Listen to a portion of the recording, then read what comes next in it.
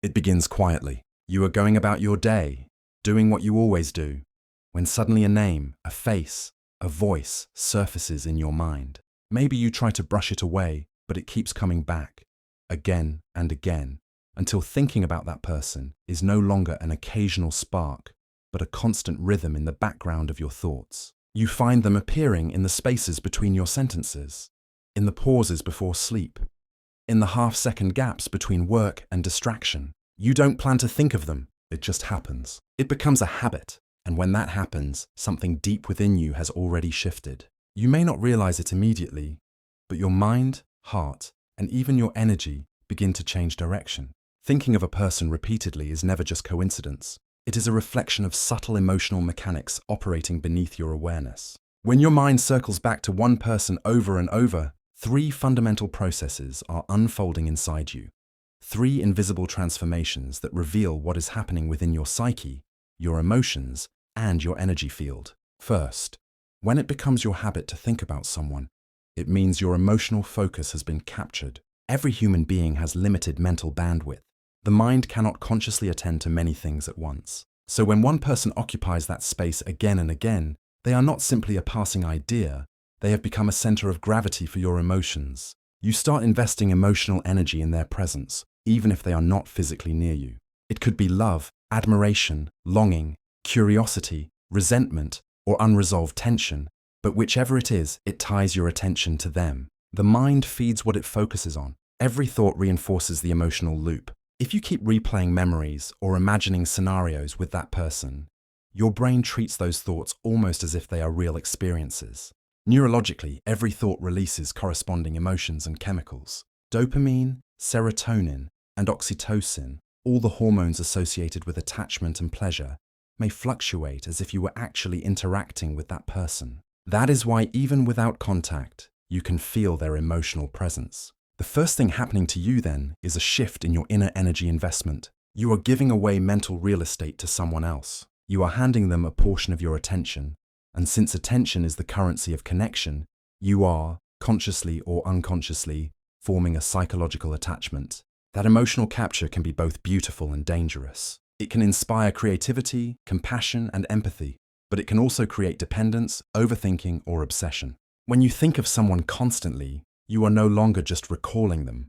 You are mentally living with them. You start adjusting your moods around their imagined reactions. If they once smiled at you, you replay that moment to feel better. If they hurt you, you rehearse arguments and explanations to make sense of it. Either way, your emotional landscape becomes centered on them. This is why sometimes, even after separation, people feel unable to move on. It is not just that they miss the person, it is that their brain has made thinking about that person part of its habitual identity. Habits are formed through repetition and emotional charge. When both combine, strong emotion and repeated thought, the habit becomes self-sustaining. You may even feel guilty for thinking about them so much, yet that guilt itself becomes part of the loop. You tell yourself not to think about them, and by doing so, you think about them again. The mind traps itself in its own prohibition. The second thing happening when you habitually think about someone is energetic synchronization. Human beings are not only physical, they are emotional and energetic systems. Thoughts are not isolated. They emit subtle frequencies, intentions, and vibrations that reach beyond the body. Modern psychology calls this emotional contagion, the way moods, attitudes, and energies can spread between people. In deeper, more spiritual language, it is resonance. When two people share a strong emotional connection, whether love, conflict, gratitude, or unfinished karma, their energy fields begin to attune to one another. You might have experienced this when you suddenly think of someone and they text you within seconds, or when you feel their mood change even from afar. Science may describe it as coincidence or intuition, but energetically, it is resonance. When you think about someone constantly, you are establishing a frequency bridge with them. The mind acts as an antenna, sending and receiving vibrations associated with that person. That is why sometimes you feel their presence strongly even when they are miles away. It is not imagination, it is sensitivity. In this energetic sense, thinking is a form of calling. Each time you bring that person into your thoughts, you send a signal through the invisible field of consciousness. If they are equally tuned, they may sense it subconsciously. They might dream of you, think of you suddenly, or feel an unexplained pull. The more emotionally intense your thoughts, the stronger the signal. This can happen in love, friendship, family bonds, or even unresolved conflict. Energy does not distinguish between positive or negative. It simply follows a tension. If you think lovingly, you radiate warmth. If you think resentfully, you send tension. Either way, energy moves. That is why the second thing happening to you is that your energy begins to entangle with theirs. It can uplift you if the connection is pure, or drain you if the bond is heavy. You may feel emotionally exhausted without knowing why. You might even start mirroring their moods, interests, or emotions. This is because prolonged mental focus opens energetic pathways between people. The more one thinks, the more one is connected. This phenomenon also explains why certain relationships are so difficult to release. Even after physical distance or logical closure, the energetic imprint remains until you consciously dissolve it. To stop thinking about someone is not merely to command the mind, it is to reclaim your energy. You do this not by fighting the thoughts, but by transforming them, by sending love, forgiveness, and peace, then redirecting your focus toward your own growth. Only then can the energy balance shift back to you. Otherwise, the connection keeps feeding itself. Energetic bonds are real because they are built on attention, and attention is a subtle form of love. When you habitually think of someone, you are at an energetic level, still loving them in some way, through care, pain, longing, or memory. The third thing happening when you keep thinking about a person is a reflection of your own unmet needs or unhealed parts. The person becomes a mirror. Often, we believe we are thinking about them because they are special, but in truth, they activate something within us that needs attention. They might represent affection we never received, validation we crave, or pain we never resolved. The human psyche uses external figures to express internal emotions. So when one person repeatedly occupies your mind, ask yourself not, why can't I stop thinking about them? But what part of me are they showing me? Perhaps they remind you of your younger self, hopeful, unguarded, or wounded. Perhaps they trigger insecurities about not being enough. Perhaps they embody qualities you admire but haven't developed. Whatever the reason, their image becomes a symbolic teacher. Thinking about them is your subconscious trying to work through something deeper. Unconscious attachments often form when someone enters your life during a moment of vulnerability. Maybe you were lonely, confused, or searching for meaning, and they seem to fill that space. The mind then records them as the answer to that emotional gap. After that, even when logic tells you to move on, the emotional memory keeps pulling you back. That is because the mind is not addicted to the person themselves, but to the emotional experience associated with them. The warmth, excitement, pain, or closure you seek is internal, but the mind projects it outward. When you think of them repeatedly, your subconscious is really asking you to look within. What did they awaken? What need or wound surfaced when they entered your life? The habit of thinking about them is your inner self knocking on the door, saying, "Heal me." Until you listen, the mind will replay their image as a reminder of unfinished emotional business. At this stage, people often misinterpret the habit as destiny or fate. They say, "I keep thinking of them. It must mean we are meant to be." Sometimes that is true. Strong connections can indeed be soul contracts or karmic bonds, but not always. The mere persistence of thought does not guarantee mutual connection. It simply means your inner world is processing something significant. Your soul may be learning detachment, patience, compassion, or self-worth. The person may have entered your life not to stay, but to awaken you. They may have been a catalyst, yet the mind, fearing emptiness, clings to the symbol instead of the lesson. That is why you must interpret habitual thinking carefully. It is not always about them, it is often about you. When these three things, emotional capture, energetic synchronization, and inner reflection, occur together, the experience can be overwhelming. You might find yourself checking their social media unconsciously, interpreting random coincidences as signs, or feeling restless without knowing why. The mind begins to run simulations. What if they call? What if they think of me too? Even daily tasks start to carry their shadow. You listen to a song and it reminds you of them. You see a color, a fragrance, a phrase, and they appear again in your mind. This is how mental habits solidify. The brain's neural pathways strengthen each time you follow that same route of thought. It becomes easier for your mind to reach for their image than for silence. The only way to rewire it is to introduce new emotional patterns, to fill your day with experiences that do not lead back to them. Otherwise, the habit keeps looping like a melody you can't stop humming. Yet there is something profoundly human about this process. To think about someone repeatedly is evidence of your capacity to feel deeply. It shows you are open to connection, capable of emotional intensity. The mind would not hold on to emptiness. It holds on to what once felt alive. Therefore, don't judge yourself harshly for it. Instead, become curious. Observe what thinking about them does to you. Does it make you peaceful or anxious? Inspired or drained? These responses reveal the quality of the connection. If the thought brings calmness, it might be love in its pure form, wishing them well regardless of circumstances. But if it brings agitation, it is attachment, wanting them to fulfill something for you. The difference between love and attachment lies in energy direction.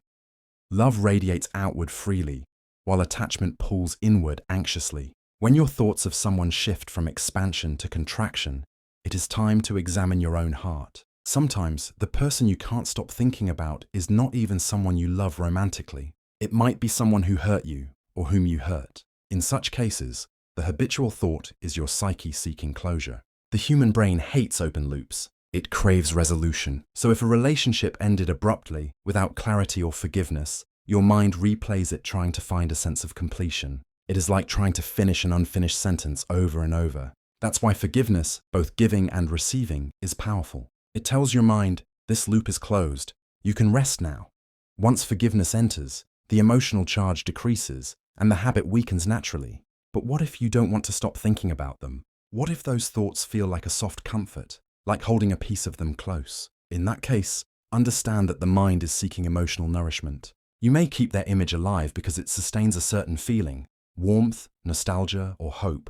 There is no harm in that, unless it prevents you from living fully in the present. Remember that love and attachment are not limited by thought. True connection transcends mental repetition. You can love someone silently, bless them inwardly, and still move forward. The goal is not to erase them, but to integrate what they brought into your life. Every person you habitually think about has served as a mirror to your evolution. They arrive to show you what love, pain, patience, or surrender feels like. Once you extract the lesson, you no longer need the repetition. Another layer of this phenomenon lies in the subconscious mind. The subconscious operates through symbols and emotions rather than logic. It communicates by repeating patterns and images. When one person dominates your subconscious, it may be using that figure to symbolize something else, perhaps a parent's love, an unfulfilled dream, or your own lost innocence. That's why the thoughts seem involuntary. They are not entirely conscious. Dreams often confirm this. You see the person, but in strange contexts, because your subconscious is using their face to represent a feeling. Understanding this can free you from guilt. You are not weak for thinking of them. You are simply in dialogue with your deeper self. To transform this habit, awareness is the key. You cannot control the first thought that arises, but you can control what you do next. When their image appears, do not suppress it or indulge it blindly. Observe it like a wave, acknowledge, breathe, and let it pass. Over time, the emotional charge will fade. Replace the repetitive loop with creative energy. Channel the intensity of those thoughts into writing, art, music, or self-growth. The same energy that binds you to a person can also fuel your evolution if redirected consciously. The universe never wastes emotion. It only changes its form. Sometimes, thinking about someone habitually is also a sign of telepathic connection. In spiritual traditions, souls connected by deep bonds continue communicating through thought even when apart. You may pick up on their emotions, worries, or affection without words. This can be beautiful if it brings peace. But if it causes confusion, set boundaries energetically. Visualize returning their energy to them with love and reclaiming your own. This does not sever connection. It purifies it. Healthy energetic connection allows both souls to grow without dependency. Another interpretation comes from neuroscience. Repeated thought patterns are forms of conditioning. The brain's reward system reinforces them with tiny bursts of pleasure or relief. So when you think of someone, you might feel momentarily soothed, and that sensation encourages repetition. Breaking that pattern involves replacing the reward, finding fulfillment in other forms like meditation, new goals, or self-expression. The moment you discover that peace can exist without their image, the habit loses its grip. Emotionally, this process teaches humility. To think constantly of someone shows how deeply another human can touch your life. It reminds you that no matter how independent we pretend to be, we are interconnected beings. Every encounter, even fleeting, leaves an imprint. Some people enter to stay, others enter to teach. Either way, they become part of your emotional DNA. So when you find yourself habitually thinking of someone, Recognize it as a sacred message. Something inside you is learning about love, loss, or longing. Don't resist it. Understand it. Understanding transforms attachment into wisdom. In the long journey of self-awareness, such experiences are milestones. The person you can't stop thinking about becomes a mirror through which you meet yourself. The first lesson is emotional discipline, learning to love without losing balance. The second lesson is energetic awareness, learning how thoughts create connections. The third lesson is self-healing, recognizing that the world outside is often a reflection of what's within. Once you internalize these lessons, the constant thoughts quiet down naturally. You don't forget the person, but the urgency fades. They become a gentle presence instead of an obsession. You can think of them without pain, remember them without attachment, and even bless them with genuine peace. That is the ultimate liberation, to love without needing to possess. As time passes, you realize that habitual thinking was never a curse but a compass pointing you inward. It showed you where your heart still trembled, where your soul still yearned, where your energy still clung. It led you back to yourself. Every time you thought of them, a part of you was really seeking your own wholeness. Once that wholeness returns, the thoughts no longer dominate. You can appreciate their memory as part of your human tapestry. Beautiful, imperfect, meaningful. And if destiny allows you to meet them again, it will be from a place of balance, not dependency. If not, you will still carry their lesson with gratitude, not ache. So if it becomes your habit to think about a person, understand that these three things are happening to you. Your emotions have chosen a focus. Your energy has synchronized with theirs, and your subconscious is revealing an unhealed or unfulfilled part of you. This realization itself is the beginning of transformation. You do not need to fight your thoughts or blame yourself for them. Instead, honor them as signs of depth, sensitivity, and growth. You are not weak for caring. You are alive for feeling. Let those thoughts remind you of your capacity to connect. Then let them guide you back to your own heart. In the end, the one you truly seek through every face, every memory, and every longing is yourself. The self that loves, heals, and evolves through every person who ever crosses your mind.